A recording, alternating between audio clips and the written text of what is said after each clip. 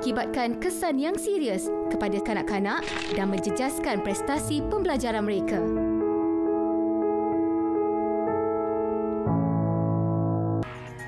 Langkah elak penyakit berkaitan banjir. Elak dari bermain air banjir. Pakai pelindung diri. Segera bersih diri jika terkena air banjir. Cuci tangan dan sentiasa jaga kebersihan diri. Jangan guna air banjir untuk pembersihan. Makan dan minum dari sumber bersih. Sentiasa jaga kebersihan pusat pemindahan. Pakai pelindung diri semasa pembersihan selepas banjir. Dapatkan rawatan sekiranya demam dalam masa 30 hari selepas pembersihan banjir. Air banjir tercemar dengan limpahan najis dari tangki septik.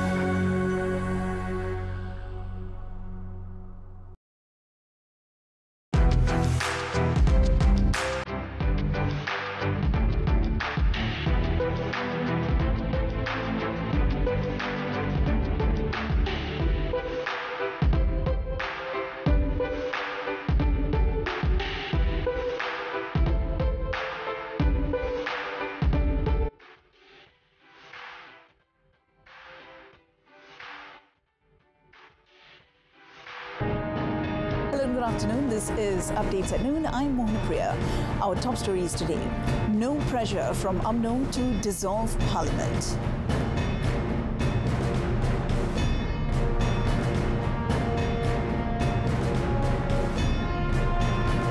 At least 5 dead in North Carolina shooting.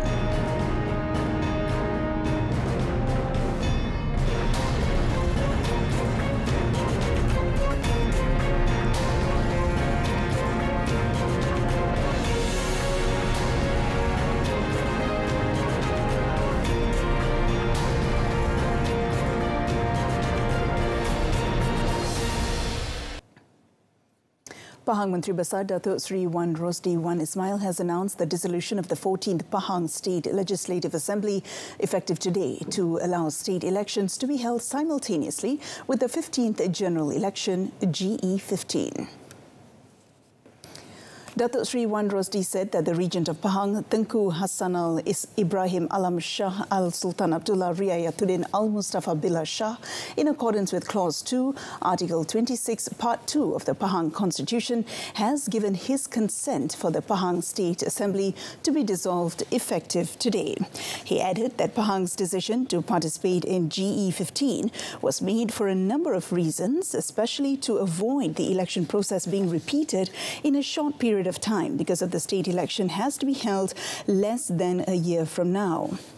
With the dissolution, the Menteri Besar expressed his appreciation to the people of Pahang who put their trust in him and the Barisan National Government to govern the state for more than 4 years.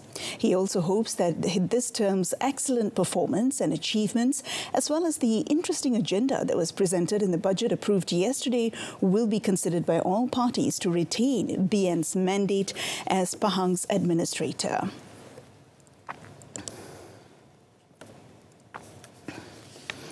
Elsewhere, Perlis Menteri Besar Datuk Seri Azlan Man announced the dissolution of the 14th Perlis State Legislative Assembly effective today. He said the dissolution of the State Assembly had received the consent of the Raja of Perlis, Tuanku Said Sirajuddin Putra Jamalulail, to allow the state election to be held simultaneously with the 15th general election. He also said that he and State Assembly Speaker Datuk Hamdan Bahari were granted an audience with the Raja of Perlis at the Gallery Diraja Arau at 3 p.m. yesterday to seek consent for the dissolution of the State Assembly. Prime Minister Datuk Seri Ismail Sabri Yaakob has denied the dissolution of the Parliament was made due to the immense pressure from UMNO, while admitting that UMNO had been pushing for the dissolution of Parliament ever since Barisan Nasional won big in the Johor state election in March. He said he did not feel pressured. Kalau ikutkan pandangan daripada parti dah lama. Dah lama dah saya bubarkan parlimen ni. Daripada dulu, kita tengok masa pilihan raya Johor. Yang kata bubar. Setiap kali perhimpunan pun bubar. UMNO dah lama cakap soal pembubaran. Cuba masa yang sesuai. Dan saya pun belum merancang lagi dari segi tarikh yang tepat. Tapi bila ada isu yang berkaitan, yang saya nampak dah tak boleh nak go on lagi, jadi saya bubarkan. Elaborating, the Premier said it was difficult for him to continue leading the government when certain individuals started claiming that the government had failed to manage the country well. As such, and to ensure stability and economic recovery post-COVID-19, as well as achieving bigger agenda for the country, Datuk Sri Ismail Sabri said the mandate had to be returned to the people to elect a new, stable government through the 15th general election. On another note, Datuk Sri Ismail Sabri Yaakob said the government will be declassifying its investigation report on claims made by former Attorney General Tan Sri Tommy Thomas in his memoir, My Story, Justice in the Wilderness. He said the Cabinet had also agreed on this after the report was presented by the Special Task Force investigating the allegations contained in the book on 30th September. On the same day of 30th September, the Premier ordered enforcement agencies to carry out further investigations into possible misconduct by Thomas in relation to the various allegations contained in his memoir. Meanwhile, he also said various approaches were implemented by the two special task forces.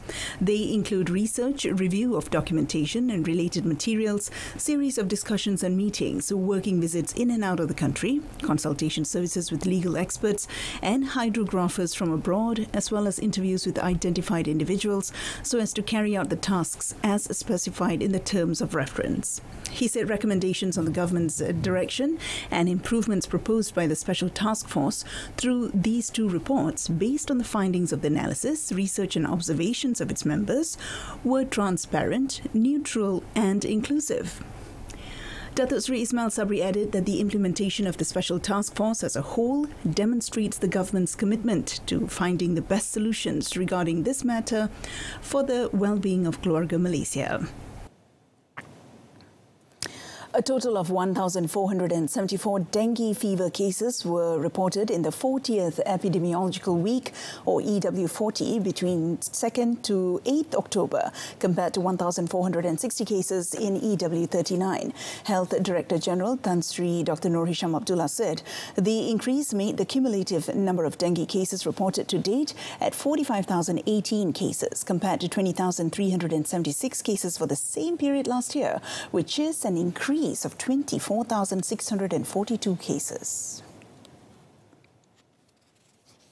Elaborating further through a statement release, the Health DG said the number of cumulative deaths rose 100% to 28 deaths due to reported complications from dengue, compared to 14 deaths in the same period last year. A total of 53 hotspot areas were reported this week, compared to 55 hotspot localities in the previous week, with 31 hotspot areas in Selangor, 14 in Sabah and 8 in Kuala Lumpur and Putrajaya.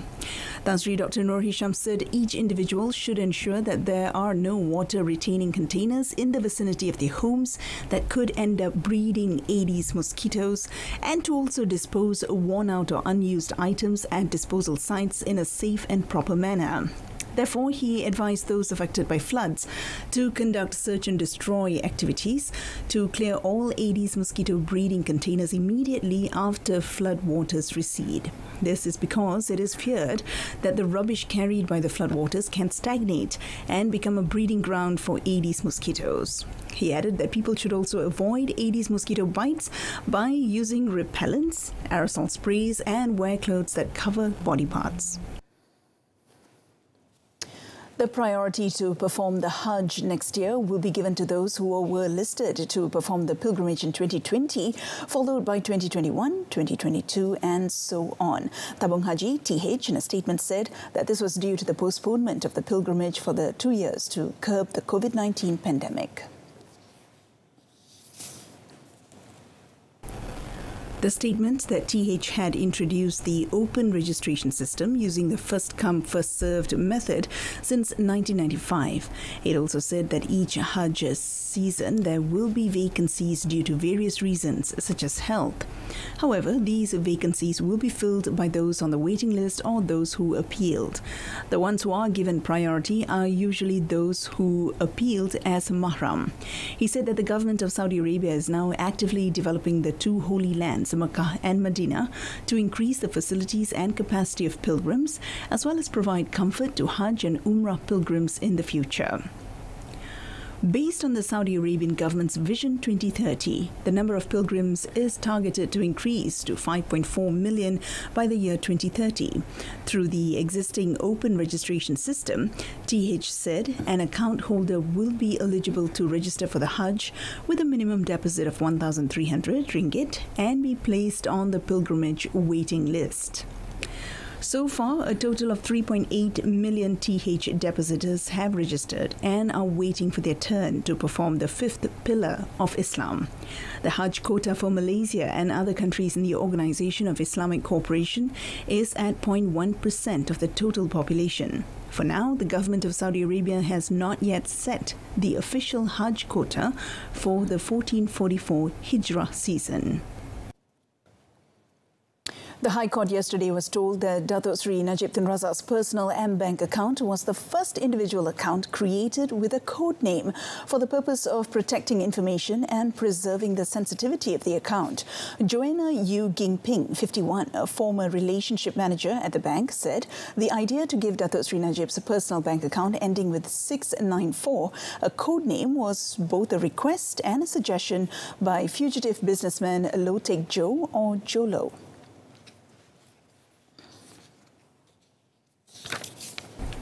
Earlier, the 41st prosecution witness testified that sometime in 2011, Jo Lo informed her that Datuk Sri Najib was keen to open accounts with M-Bank and former M-Bank Managing Director Chia Teck Kwang should meet with the former Premier to facilitate the opening of the accounts. Reading her witness statement at Datuk Sri Najib's trial involving the misappropriation of 2.3 billion ringgit from 1MDB, Yu further said that any instruction from former 1MDB Chief Investment Officer Nick Faisal Arif Kamil was taken as the instruction of the former Premier. She noted that the mandate letter only allowed Nick Faisal the authority to direct the transfer of funds between the accounts of Datuk Sri Najib, but he had no authority and could not make any transaction to any third party account or any cash withdrawal. Datuk Sri Najib, 69, is facing 4 charges of using his position to obtain bribes totaling 2.3 billion ringgit from 1MDB funds and 21 charges of money laundering involving the same amount. The trial before Judge Datuk Colin Lawrence Sakera continues on 7th November.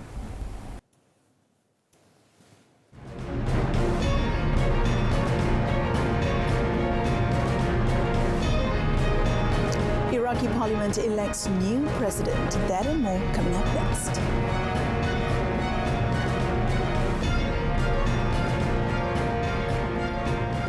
At least 5 people, including an off-duty police officer, were shot dead yesterday, prompting a massive manhunt that shut down parts of the North Carolina capital of Raleigh and resulted in the arrest of 1 suspect.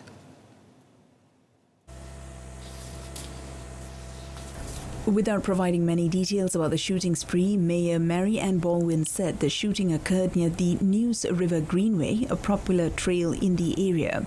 She also said that at least 2 other people were wounded and taken to hospital. Among the injured was a K9 officer who did not suffer life-threatening injuries. Baldwin said the Raleigh Police Department has confirmed 5 fatalities, adding that the shooter had been contained in a residence in the area by police. The police department soon after tweeted that the suspect had been taken into custody. It was reported that there were multiple crime scenes associated with the shooting. Gun violence is a major problem in the United States, where around 49,000 people died from shootings in 2021 alone. That figure means that more than 130 people died from gun deaths per day, a large proportion of which were suicides.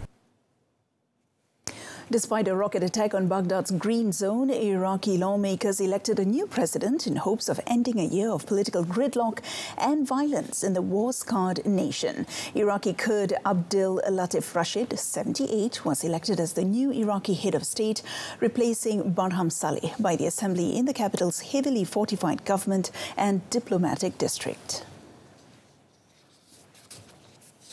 Rashid won more than 160 votes against 99 for the incumbent Saleh, an assembly official said. His first task was expected to be nominating a candidate for Prime Minister to replace the current caretaker Premier Mustafa Al-Kadhimi and attempt to form a new government for the crisis-hit nation. Lawmakers had made 3 previous attempts to elect a new head of state in February and in March, but failed to even reach the required 2/3 threshold for a quorum. Under Iraq's post-Saddam power-sharing system, meant to avoid more sectarian conflict, the state president by convention is Kurdish, the prime minister is a Shiite, and the parliament speaker a Sunni. Rashid, a hydraulic engineer versed in environmental issues, is seen as a compromise candidate for the polarized country. Over a year since its last general elections, Iraq has so far failed to form a new government to tackle the problems facing the country, plagued by unemployment, decaying infrastructure, corruption, and the impacts of climate change. Russia agreed to help residents leave Kherson region that it annexed in a sign of success for Ukraine's counter-offensive, as the EU warned Moscow's army would be annihilated if the Kremlin uses nuclear weapons. Moscow-appointed head of the area Vladimir Salto suggested residents to leave to other regions to protect themselves from missile strikes. Цели, по которым бьют ракеты, это гостиницы, жилые дома, рынки, там, где много мирного населения. В связи с этим руководством Херсонской администрации было принято решение организовать возможность выезда в другие регионы Российской Федерации для отдыха и учебы херсонских семей. Those departing would go to Crimea, a Ukrainian peninsula Moscow annexed in 2014, and southern Russian regions. Kiev, which announced its counter-offensive in the south in August, said it has already recaptured over 400 square kilometers in the Kherson region in under a week. Kherson, which lies near Crimea, was the first major Ukrainian city to fall to Russian forces after the 24th February invasion. In Brussels, European Union Foreign Policy Chief Josep Borrell sent a strong message to the Kremlin after President Vladimir Putin's veiled threats of resorting to nuclear weapons to stem growing battlefield losses. He said any nuclear attack against Ukraine will create a powerful answer from the military side that the Russian army will be annihilated. A U.S. jury yesterday rejected the death penalty and backed life imprisonment for Nicholas Cruz, who shot and killed 17 people at a Florida high school, in a sentence that shocked and angered some relatives of the victims. The jury deliberated for a full day on Wednesday and briefly yesterday before deciding that Cruz should receive life in prison with no chance of parole for the February 2018 murders of 14 students and 3 staff members at Marjorie Stoneman Douglas High School in Parkland, Florida. A death penalty recommendation needed to be unanimous, and 1 or more of the 12 jurors found it was not justified because of mitigating circumstances. Prosecutors and Cruz's defense team gave their closing arguments on Tuesday after a 3-month trial, during which the jury saw graphic footage of the attack and listened to harrowing testimony from survivors. Lead prosecutor Michael Satz said Cruz, who pleaded guilty to the murders last year, carried out a systematic massacre and the appropriate penalty was death. However, Cruz lawyer Melissa McNeil urged the jurors to show compassion, saying that Cruz was a troubled young man born with fetal alcohol stress disorder. On 14 February 2018, Cruz walked into school carrying a semi-automatic rifle. In 9 minutes, he killed 17 people and wounded another 17. The U.S. House of Representatives Committee investigating the 6 January 2021 attack on the U.S. Capitol voted to subpoena Donald Trump, an action that could eventually result in the former president's imprisonment if he does not comply. Republican Representative Liz Cheney asked the panel's Democratic Chairman Representative Benny Thompson for a committee vote. Aye. Ms. Cheney, aye. The House Select Committee's 7 Democratic and 2 Republican members voted 9-0 in favour of issuing a subpoena for Trump to provide documents and testimony under oath in connection with the 6th January attack. The vote came after the committee spent more than 2 hours making its case via statements from members, documents and recorded testimony that Trump planned to deny his 2020 election defeat in advance, failed to call off the thousands of supporters who stormed the Capitol, and followed through with his false claims the election was stolen, even as close advisors told him he had lost. Federal law says that the failure to comply with a congressional subpoena for testimony or documents is a misdemeanor, punishable by 1 to 12 months imprisonment. If the Select Committee recommends a subpoena that is ignored, the full House must vote on whether to make a referral to the Department of Justice, which has the authority to decide whether to bring charges. The House Select Committee has been investigating the attack on the Capitol, which left more than 140 police officers injured and led to several deaths for more than a year now, interviewing over 1,000 witnesses. Mr. Schiff. Aye. Elon Musk is under a federal investigation related to his $44 billion takeover deal for Twitter.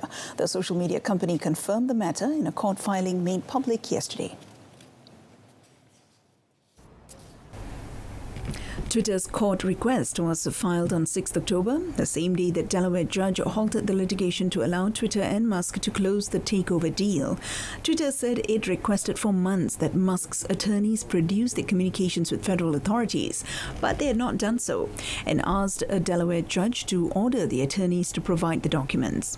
In late September, Musk's attorneys provided a privilege log identifying documents to be withheld from discovery.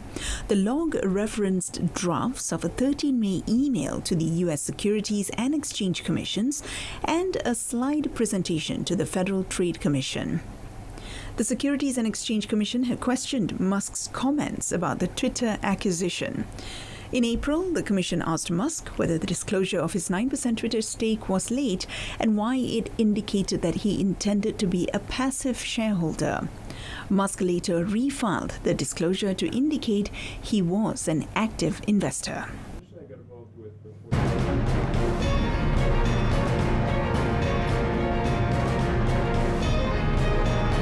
Coming up next in sports, wins for Arsenal and Manchester United in the Europa League. Stay with us.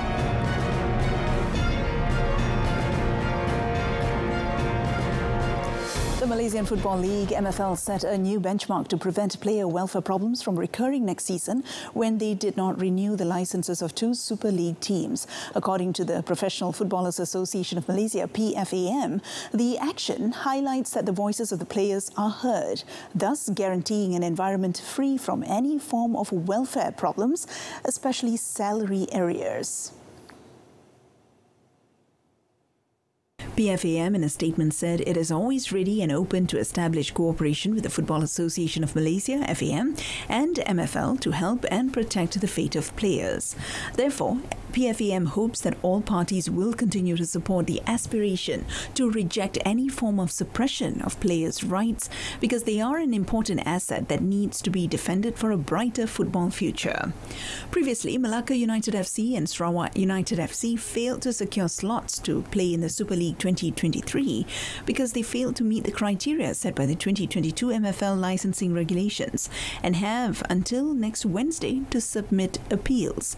Malacca United failed to show proof of payment of salary arrears for players and officials until June and August this year. Sarawak United, on the other hand, failed to meet financial and sporting criteria and had 2 FIFA cases whereby a decision was made by the FIFA Dispute Resolution Chambers concerning former players Sandro da Silva Mendonca and Taylor Francis George Regan. Arsenal earned a 1-0 victory at Bodo Glimt early today to make it 3 Europa League wins in a row as they took another step towards securing top spot in Group A. Arsenal took the lead in the 24th minute when Bukayo Saka's deflected shot inside the box caught Glimt goalkeeper Nikita Kaikin off guard and bounced inside the lower left post. Mikel Arteta's team enjoyed possession in the first half and dominated the game, with Glimt struggling to build up momentum. The hosts showed more aggression in the second half as they were roared on by their enthusiastic crowd and created several half chances in the first 20 minutes after halftime. However, Saka's strike was enough to win the game, as neither team managed to find clear-cut opportunities at either end of the pitch in a largely uneventful game. Arsenal are 2 points clear of PSV Eindhoven, who thrashed FC Zurich 5-0. Third place Bodo Glimt have 4 points from 4 matches. Elsewhere, Scott McTominay scored a stoppage-time winner over Omonia Nicosia in the Europa League to keep alive their hopes of qualifying as group winners. Omonia goalkeeper Francis Uzoho pulled off a string of fine saves to frustrate a wasteful United before Scotland midfielder fired home in a stoppage time. Uzoho was undoubtedly the visitors' best performer, as he kept out 11 of United's 12 shots on target. Omonia, who had few opportunities at the other end, could have scored themselves on the stroke of half-time, but Bruno Felipe did not square it for teammate Andronikos Kakoulis, who was completely free in the middle. McTominay, introduced with less than 10 minutes remaining, fired in the winner in the 93rd minute after fellow substitute Jadon Sancho teed him up in the box. The result means Erik ten Hag's team stayed 3 points behind Group E leaders Real Sociedad, who beat 10-man Sheriff Tiraspol 3-0 to record a 4th successive win. Britain's Andy Murray fought back from a set-down to beat Pedro Cachin of Argentina and earn a place in the Gijón Open quarterfinals yesterday. After dropping the first set, the three-time Grand Slam winner edged the following two to win 2-6, 7-5, 7-6 in a match lasting 2 hours 47 minutes. Next time, tour-level titleist will next face American Sebastian Korda. Meanwhile, top seed Andrei Rublev battled past Ilya Ivashka 6-3, 5-7, 6-4 to advance to the quarterfinals of the Gijón Open yesterday. The 24-year-old clinched the victory as he began his bid for his 4th tour-level title of the season. Rublev kept his composure after letting slip a 4-2 lead in the second set as both players played aggressively throughout the 2-hour 28-minute encounter. It was Rublev who found something extra in the decider, however, as he frequently hit through Ivashka with his powerful ground strokes to improve to 3-love in their ATP head-to-head series. Rublev finished the match having hit 51 winners to Ivashka's 13. The 11-time tour-level titleist is currently 6th in the Pepperstone ATP Live Race to Turin and will be targeting a deep run in Gijón as he aims to qualify for the Nitto ATP Finals for the 3rd consecutive year. He will next meet 5th-seeded American Tommy Paul in Gijón. With the MERS 999 application system, getting emergency assistance is now easier. Save Me 999 Police connects the Malaysian public to the police. Save Me 999 Deaf for those with hearing or speech impairments. And Save Me 999 Blind for those with visual impairments. Download now for free on your smartphones. MERS 999 and applications make emergency calls easier. And that ends today's updates at noon. A reminder of our top story today: no pressure from UMNO to dissolve Parliament. Tune in to News at 10, coming up at 10 p.m. on Saluran Berita RTM. Till then, I'm Mohana Priya. Stay tuned and have a great day ahead.